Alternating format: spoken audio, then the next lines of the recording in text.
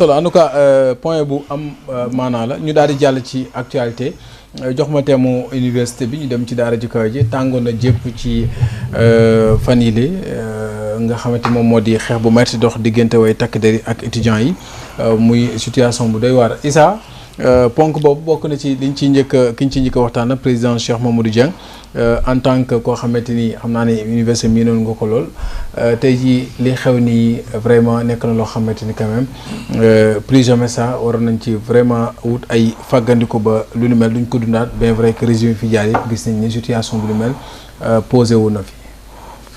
waaw xam nga effectivement université de Dakar bon xam nañ ko bien que man essentiel de mes études je l'ai fait à l'étranger mais xam naa université bi. xam naa COUD xam naa pavillon A xam naa restaurant yi xam naa bibliothèque yi je connais. dund naa ko université dafa changé ñu fa jaar ak li université bii ñu gis nii du benn ça a changé et man pour man ça a changé un peu dans le mauvais sens violence bi bari na xale yi da nga naan ndax jàng sax moo leen fa yóbbu. ñu ngi dugg ci yoo xam ne souvent c'est très loin des questions afro jàng les kuréel les daïra ay association d'étudiants yoo xam ne ka ko jiite il a plus de 30 ans da nga naan kii lan lay def université je pense que il faudrait ñu toog ñu def diagnostic véritablement université bi bu Sénégal bii nan la ñuy def ba mu tegee ci yoon parce que mun naa nekk bon sànnente kii nu mu tudd cause ne diw régime bi nangam diggee woon nañu lii nangam loolu du ko saafara parce que président yi fi jaar yëpp chacun a eu son mort Ablaye Wade a eu Balla Gaye ak Ablaye générosité bi mu amoon ci étudiants yi. 31 janvier jox leen généralisation des bourses wàññi ticket yi ba 150 francs nga añ 65 francs nga ndekki néanmoins terewul violence am na fa ba Balla Gaye dee Macky Sall a eu son mort Fallou Sène et Bassirou Faye c'est mort bon nee na c'est mort Bassirou Faye léegi régime politique bi ñëw aussi defaguñ 2 ans ils ont également leur mort donc moi je pense que dañoo war a toog xool l'université là ñu bañ ko def affaire émotion parce que bu ñu ko defee ci àllu pression Abdoulaye dafa ñëw il pensait que moom boo waxee mun a xale yee ma fal ñëw ne damay may ñëpp bourse boo nee bonne volonté defee ne moom problème université réglé na ko grève suba grève ngoon marche occupé yëngal sur le terrain loolu la lekke woon ba Abdoulaye jóge fii en 2012 on a vu la pression aussi ak jeunes yi le rôle qu'ils ont joué ba Macky Sall ñëw yaakaar na aussi c'est lui l'ami des jeunes demoon na fi sax ba biir université bëgg a delluwaat ci pavillon bu mu nekkoon ak camarades yi ba ñu aménagé néeg baag lal ba mu waroon a toog ak ataaya ba ñu waroon a def ak bon ñoom Mokhtar Souran et tout ça là au passage je le salue moom dafa naan bokkoon na ci scénario bi bon d'accord c'est folklorique mais day wane rek quand même amoon na benn yëg-yëg mu amul ci université bi néanmoins on a vu comment ça s'est passé par la suite fii tamit c'est la même chose on a vu des jeunes bi ñu njëkk a xeex seen xeex bu mag bi mais booy léegi ay ndomba la ñuy takk comme mbëri làmb yi non mais moi je dis mais attends on a un problème et il s'en cache pas on est le terrain on est voilà njàmbaar gi la violence ce n'est plus caché donc man je suis beaucoup plus inquiet par rapport à cette université là nga xam ne actuellement ñun on est ëpp lañu fii au plan de l'éducation dans la sous-région la plupart des pays africains fii la ñuy yónni seen doom yi ñu fi jànge xoolal marocains yi avant ils venaient juste pour la faculté de médecine maintenant même Thiès boo demee man j'ai rencontré beaucoup de jeunes marocains yoo xam ne ils sont inscrits là-bas dans les universités ñu ngi jàng donc éducation dafa nekkoon benn day commencé woon benn ëpp nga xam ne loolu ci temps colonial ba la ci sunu bàyyeeg sunu maam yi ay Houphouët-Boigny jàngee William Ponty bi nekk Sébikotane Ahmed Sékou Touré jànge na fi ak yeneen président nga xam ne dafa am image de Dakar comme un pôle intellectuel un pôle d'éducation un pôle universitaire mais voilà les scènes xoolal image yi nga xam ne moom la ñuy xool ni donc man loolu man foofu laa gën a tiite man dama ne affaire bi bu ñu ko def affaire politicienne dañu xam y a un mal qui est là qui est réel profond ñu toog en toute objectivité et très calmement ñu jéem ko régler. Il semble que le recteur suspendre les associations, les amis amicales étudiants. Si. Bon, mais aussi, nous rapidement, nous devons aussi apaiser, waxtaan ak xale yi aussi. Xool nan la ñuy faire redémarrer l'université, mais dans de meilleures conditions. Xale yi xam ne ils n'ont aucun intérêt avec cette violence-là. L'université, on ne va pas à l'université pour se bagarrer. On ne va pas à l'université pour faire de la violence. On va en passage, ni say morom yi seen nijaay ak say bàyyi nañ fa jaaree woon jàng am seen diplôme dem wuti liggéey wala ñu defee leneen yow loolu moo war a nekk sa objectif. Mais man université bi ma gis nii daal man daal je suis très très inquiet. am na solo est-ce que même inquiétude boobu aussi nga am El Hadj. Je ne suis pas inquiet, mais je suis déçu. waaw da nga gën a xóotal mbir yi. Vous allez plus loin. La mort de m'excusant, je suis très déçu. Et puis ñu ngi jaale njabootu. Voilà, la mort de Balla Gaye, ils étaient au collège. Suñu anciens yi dañ doon ñëw chaque 31 décembre sortez. Donc on est en train de fêter la commémoration de la mort de Balla Gaye. L'étudiant Fallou Sène en 2014. Il était au pavillon E, moi j'étais au pavillon D. Il est mort vers 14 heures. J'étais dans les faits. Voilà, j'étais au moins témoin oculaire. J'étais, métti woon na en tant que jeune nga gis sa camarade. Parce que soo demee man fi ma pavillon bi ma logé Bassirou Faye bi mu jot bal bi mu ko rey bi mu jógee pavillon fi mu daanu moo njëkk a dee Fallou Sène. Voilà. bi mu daanoo man sama suufu pavillon la daanoo. J'étais au pavillon D à la chambre 6D. C'était dur mais la mort de Abdoulaye Ba ni ma méttee man toog naa reer añ ndékki j'ai 3 jours yoo xam ne dama am problème su ma tiimee lekk du ma lekk xam nga loolu moo tax ma ne je suis dessus. dama bëgg doyen dafa wax lu am solo bu ñu def politique et malheureusement la plupart de ceux qui prennent la parole dañuy politique ci mbir mi. On a 2 présidents yoo xam ne looloo tax ma ne je suis déçu avec ampleur bi ci kii woon man bi président sama diverse ak Macky Sall mu ngi ñëwee avec le problème des étudiants bi mu amee gis nga bi l'étudiant dee à l'UGB Bassirou Faye man j'étais à l'UCAD, j'étais le président de la commission pédagogique de l'Union des étudiants de Kaolack. On était au mois de Ramadan Kaolack ni muy tàngee dañoo waxoon ne tous les étudiants nañ regagner seen raison ñu organiser des marches pacifiques ñun ñu jógee à l'UCAD après xëdd wàcc devant le lycée Valdiodio à 9h organiser marche on est revenu à 19h à l'université Cheikh Anta Diop. Sama benn tonton boo xam ne il était ministre dans le gouvernement Macky Sall mu woo ma mu ne ma vous avez organisé votre marche nationale mais on sait qu'il y a des politiques qui sont derrière vous. En écoutant les gouvernements, les politiques actuelles, c'est le même discours qu'ils sont en train de tenir. Et c'est là où je dis que je suis déçu. Déçu, lan moo tax allez écouter le discours de Sonko li mu doon wax le 21e siècle. Mu ne on est au 21e siècle. Il est inadmissible que des étudiants demandent les bourses et que mu am ñu siy gaañu wala ñu am ñu siy dee. C'est aujourd'hui les mêmes personnes qui reviennent pour nous dire que ce sont des hommes politiques qui sont derrière. La question que je pose à ces hommes politiques, soit est-ce que ñoom xanaa ba ñuy nekk opposant dañ doon utiliser les mêmes procédés ou bien parce que aujourd'hui ils refusent de prendre leurs responsabilités. Et je souligne le mot responsabilité. Il faut que chacun ñu xam ne du point de vue de l'étudiant comme de l'État Sénégal ñun ñoo ko moom man dama gëm loo xam ne dans tous mes plateaux du ma mës a dama loolu moo tax may naan bi Kéba Mbaye di naan on a fait 2 faux départ ma si yokk 3e faux départ bi pour naan en tant que Sénégalais on a des responsabilités sur la marche de notre pays. Et en tant que Sénégalais xool leen vidéo yi ñu wone lan moo tax ma ne les gens la plupart sont en train de faire de la politique keroog bi ñuy wone les vidéos de ce qui s'est passé est-ce que gis ngeen vidéo boo xam ne beneen camp la les 2 camps c'est-à-dire da ngay wone li xew. C'est ça c'est ça en fait voilà donc il faut que ñu rester constant dans nos principes.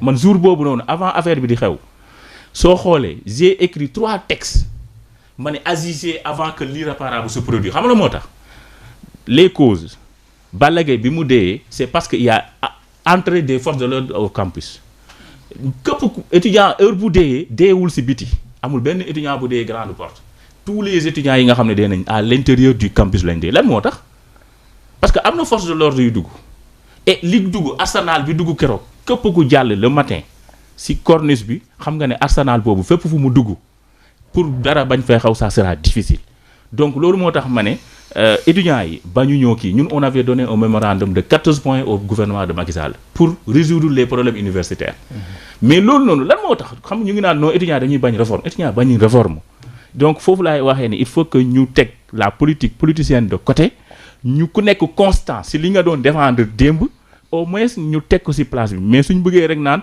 non il y a des politiques derrière mais yaa xayti tëj nga université étudiant bi nekk si biir mais lan la ñuy def duñ wut luñ lekk vous êtes libre de fermer les restos mais les étudiants sont libres aussi de chercher des méthodes de survie les méthodes là ñun man en tant que président ancien au moins représentant des étudiants heure bu étudiant amoon problème su ñëwee vers man fan laay rabattre le maire de ma commune politicien bi ma gën a jege lan ngay def donc loolu c'est pas parce que étudiant nekk na en contact et loolu moo tax man jour boobu dama bind bi affaire bi amee ma gis ma déglu les discours des hommes politiques ñii avant j'ai écrit ma ne je ne peux pas faire de la politique c'est inadmissible parce que yow mënoo nekk dans l'opposition nga wax lii ñëwaat falu war a indi la solution waxaat leneen man dama naan est-ce que ñoom parfois dañu toog di def benn rétro au moins le regard sur le non c'est ça rétroviseur dégluwaat man su ma nekkoon un homme politique ñu fal ma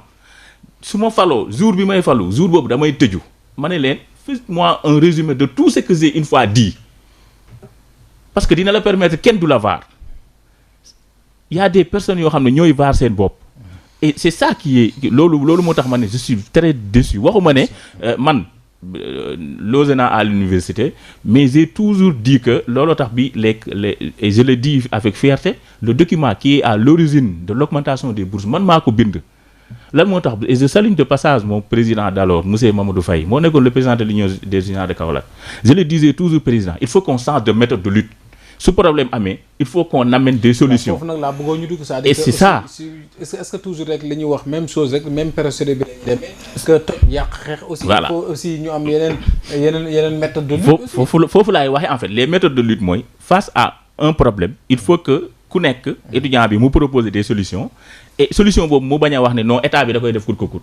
état bi aussi bañ a ne non ce sont des étudiants je ne vais rien faire comme lii regardez ce qui s'est passé l'autre jour yooyu yaa ngi war a rencontrer des étudiants avant ngay ñëw nga génne un communiqué de ce que tu dois appliquer mais du point de vue communication c'est pas possible. C'est ça en fait. C'est-à-dire ci li nga doon juñu sax maanaam ci ñoom mooy la sortie du gouvernement. Oui, et la sortie du gouvernement. Regardez la sortie du ministre du ministre de l'Intérieur. J'ai souligné plus de 25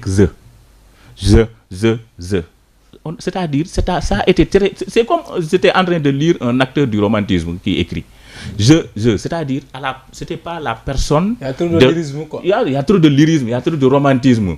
C'est-à-dire c'était le gouvernement du Sénégal qui parlait. Et man j'aurais bien bëggoon naa ñu wone toutes les vidéos yu xew étudiants su fautifee nañ ko sanctionner. Mais wane li force de l'ordre yi def. Parce que da nga ne on projette ce qui s'est passé. Yow nga projeté une partie. Et il y a une vidéo qui circule, gis ngeen ko. Même si d'aucuns disent que certaines vidéos bon authenticité bi ça laisse à désirer. Non, loolu noonu soo jaaree fii nii soo jaaree devant le grand kii nii la grande porte bi ko gis. Allez-y Sow le maire la situation à l'université. waaw situation université bi nag xam naa ni ma may tuuti ma yaatal ko bu baax ndax ñun aussi tamit ay témoins lañ ndax agent kuddu la maa ngi ci restaurant central bi fa laay liggéeyee mais nag dama koy wax ak xol bu jeex ndax Abdoulaye Ba maa ngi koy jaale waa famille di ko jaale ay mbokkam di ko jaale tous les étudiants du Sénégal dafa metti nag parce que ñi ma xam dëgg xam nañ sama diggante ak étudiants yi ndax man tey jii nu ma mel étudiants yi ñoo ma ko def ndax famille lañ je suis le secrétaire général des jeunes leaders du Sénégal mais aussi dama ci am déception totale si le PM parce que du ñàkk aussi tamit si suñuy analyse aussi tamit ñuy wax en tant que acteur politique parce que suñuy njiit yëpp dañu def politique loolu moo tax léeg-léeg duñ ko def nag comme politicien mais dañuy wax suñu akulaay taala ni acteur politique bi war a doxalee ni politicien bi war a doxalee moom affaire am la mais ñun ay acteurs de développement lañ ay acteurs politiques lañ dañ koy assumer waaye li xew université ku bëgg a dégg dëgg na ma jox nopp bu baax bi te ku ma jox nopp bu baax bi rek ma wax la dëgg ndax ñun yàlla dafa dogal na suñu maam Cheikh Ahmed Tidiane Sy Al Maktoum daf ñu daan wax ndaw dafa war a def teel politique mais politique bu baax bu set wecc mooy politique de développement waaye li xew université ku ko ñaawluwul rek doo gor dëgg la nag responsabilité yi war nañ ko situer parce que wax nañ ko ci fajar gi le lundi bi ñoom bi ñuy dugg ci étudiants yi journée noire lañ déclaré woon. ngénte tubaab ak ngénte tubaab. ñaanal way dawlu yi. comprendre nga. boobu moom dara xewagul. ñoom bi ñu fekk see foofu étudiants yi dañoo def. gis na image yooyu ak seen loxo yi. xeexuñu xulowuñu dëgg la le président des amicales Demba wax na ko la fois passée bi ñu ko invité ci émission bi des TFM mi ngi koy wax xam nga nag mbir bu amee dañu waxante dëgg rek te yàlla rek tax mën nañ situer responsabilité ñu ne kii moo tort wala kii moo tooñ wala kii moo def lii mais ñëpp xam nañ ne étudiant lu mu am étudiant bi lan la am Abdoulaye Leye étudiant bi boot saagam yor cartable am def ci machine am ordinateur am yor téléphone am yor ay outils de travail am yi muy liggéeyee yi muy jàngee nañ waxante dëgg rek yow nga jël en tant que ministre de l'intérieur nga associé ci les autorités du COUD maa ngi jaaral nooyu ma nuyu le directeur Ndéné sama xarit la waaye mere naa ko tuuti mais il fallait moo ko aussi dëgg mais ku ne xam na ne char yi ñu dugal ci biir campus bi ñoo gën a aggravé coow li bu ñu bàyyi woon kese ñun ñu nekk foofu coow sax mën na bañ a am parce que même bu fekkee def nañ manifestation le mardi du am dégâts yi mu causé nii yëpp du ko am. est-ce que COUD am na moyen de sécuritaire yi mën a faire face loolu. waa COUD am na sécurité COUD am na sécurité am nañ plus de 300 et quelques.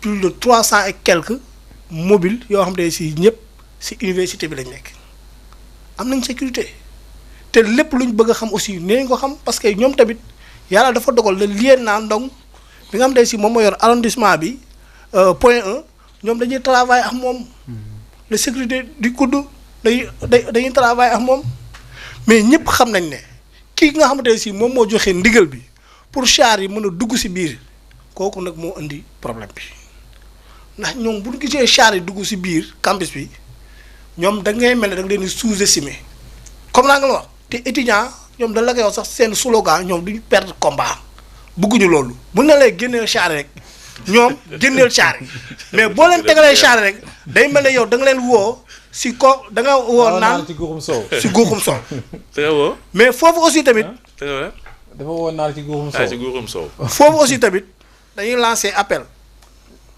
le ministre woo naa ko mu wax tuuti coupé mais xam na ki ko wookal la xam na ko parce que ñun aussi tamit duñu ay yaafus ndax suñuy maam yi am na lu ñu fi liggéey di ay doomu kilifa di ay doomu soxna aussi comme ni ko sénégalais bu nekkee nag waxuñu dañoo bokk si yax bu rëy wala dara mais moom xam na ki ko woo xam na li ma ko wax lii dafa war a dakk te mën na dakk te ñun dëgg la yàlla moo dogal nag ñuy ay agent simple mais buñ si dugalee suñu loxo day dakk benn saar dootu fa dugg ndax sama maam mais nee nañ franchir université bi yemul rek ci loolu sax bëgg naa après ñu leeral ko ci campus pédagogique bi rek lañ moo ko concerné. xam nga loolu waxu ministre de l'intérieur moom la xëy na moom texte yi mu jàng bi muy nekk avocat. da ko réer wala boog muy def maa tey man mii waxam moom xam na ma bu baax doomu Assaw bu Serigne Cheikh Ahmed Tidiane Sy mooy waxam moom xam na ma bu baax dama ko wax bii du ay ñaan am na lu gën a tàng safara am na maam Cheikh Ahmed Tidiane Sy capitaine bu Serigne Mouhamadou Moustapha Sy Al Maktoum dégg ngeen mu koy wax ba tàyyi am na lu gën a tàng safara bugguñu see yegsi loolu bugguñu see yegsi am na lu ko gën a tàng téeméeri junni yoon borom xam-xam yi xam nañ ko bu baax li ma lay wax nii xam nga meru yàlla xajul sax si nit waxuma nag bu la jëppee te foofu dinaa leen si may benn xissa bu ndaw boo xamante ne si yàggul dara am na suñu benn philosophe bu mag a mag a mag a mag a mag fii si Sénégal bindoon na ko ma joojo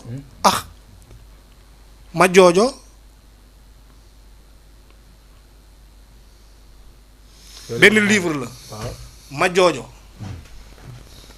parce que am na loo xam ne si tamit bu ñu si demee rek ñoom du leen arrangé moo tax ma ne comme man mi nga xamante ne si yàlla dogal na man responsable la. l'heure est grave. ni ko gars yi waxee woon. xam nga dafa ne l'heure est super grave sax. mais l'heure est vraiment grave. pour apaiser les tensions. mais solution yi mënaguñ see expliquer léegi tant que les dégâts li nga xam ne si mooy dégâts yi causé wu. les responsabilités situé wuñ ko. am na solo ministre de l'intérieur bii. ñun ñëpp dañuy ñaan mu démissionner. waaw. parce que mateewul lu mu doon. xam nga loolu tax yéen amical dem ñoom bind ay kii yem CPI de jooy. amical bi. tous les CPI ak ambassade accrédité yëpp def nañ fa ay bataaxal. ñoom ñëpp dugal nañ li ñu war a dugal. te mu bàyyi xale yi nga xamante ne si. jàpp nañ leen ñoom lay jàpp muy Demba ak. am na solo Waly dinañ si ñëwaat ak kii. am na solo ma may ma tudd rek ma àggali. si li ma doon wax si ministre de l'intérieur. li tax char yi ba bëgg mu dakk pour foofu noonu. parce que xam nga lu tax ñun de yàlla dogal na ay sembalu ndaw lañ ay sembalu ndongo daara lañ waaye bu la waxee ne ñun mën nañ ci dara pour ñun ñu def ko mooy moom bu fa dugal ci benn char si biir université bi si biir campus bi am na solo parce que ñun am nañ yàlla dogal na am nañ fu ñu toog am nañ les moyens nécessaires pour faire face boo xam ne boobaa du ñu invité sax xale yi du ñu invité étudiants yi du ñu invité kenn man cundum laa la wax man fi ma toog man ci fi ma bokk fi ma toog am naa moyen ñoom bu ñu fa dugalatee char man ma dindi ko. yow am nga moyen. am naa moyen yooyu mais damay wax ministre de l'intérieur. yaa ko wax c'est un sort de la rationalité. xëy na ñi la boole man xam nañ ma. non so dañuy waxtaan rek. man réew mi man aussi xam nga. man réew mi xaaral ma àggal foofu. waaw kenn du la dugal mais li may wax dama lay.